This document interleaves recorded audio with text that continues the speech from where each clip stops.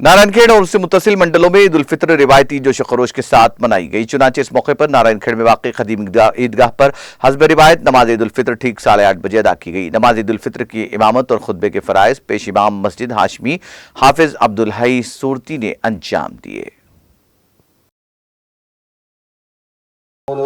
अम्मा बाद फ़इन्न खैरल हदीस किताबुल्लाह व खैरल हदी हदी मुहम्मदिन सल्लल्लाहु अलैहि वसल्लम व शर्रल उमूरि मुहदसातुहा व कुल्लु मुहदसतिन बिदअह व कुल्लु बिदअतिन ज़लालह व कुल्लु ज़लालतिन फिन्नार।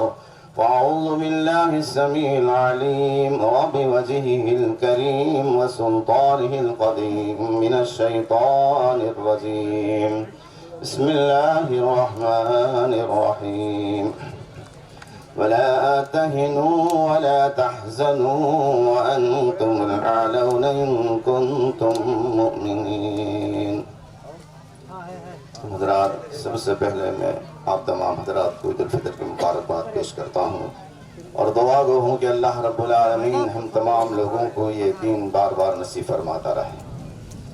اللہ رب العالمین ہم سب کو صحت و عافیت کے ساتھ ایمان کے ساتھ اللہ رب العالمین یہ ماہ مبارک ہمیں زندگی میں بار بار نصیب فرماتا رہے۔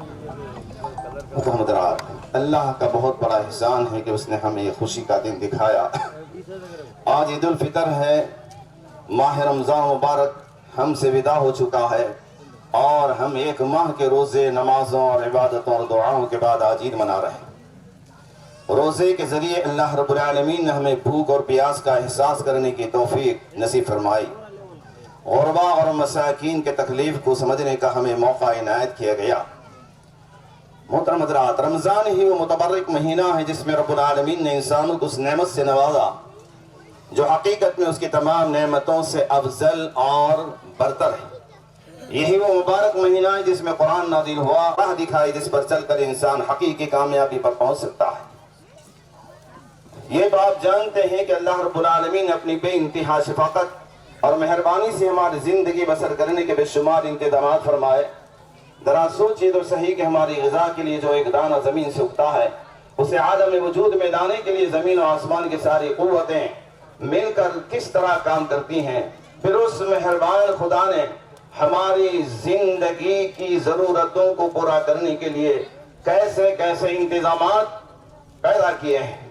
اگر سارے جہاں کے درختوں کو قلم بنا جائیں، سارے سمندر روشنائی کے کام میں لائے جائیں، تب بھی نعمت کو لکھنا ممکن اور عمل صالح کے ساتھ زندہ رکھ، توحید کے اعتقاد اور عمل پر زندہ رکھ، حسن اخلاق اور حسن کردار کے ساتھ زندہ رکھ۔ موت دے تو گناہ اور معصیت کو معاف فرما کر موت دے، کامل ایمان اور کامل توحید پر موت عطا فرما۔ اے ہمارے خالق حقیقی، آنے والی منزلوں کو آسان کر دے۔ یا اللہ، جب قبر میں لے جا تو وہاں کے عذاب سے ہمیں محفوظ رکھنا، ممکن نکیر کے سوالوں کے جواب آسان فرما دے۔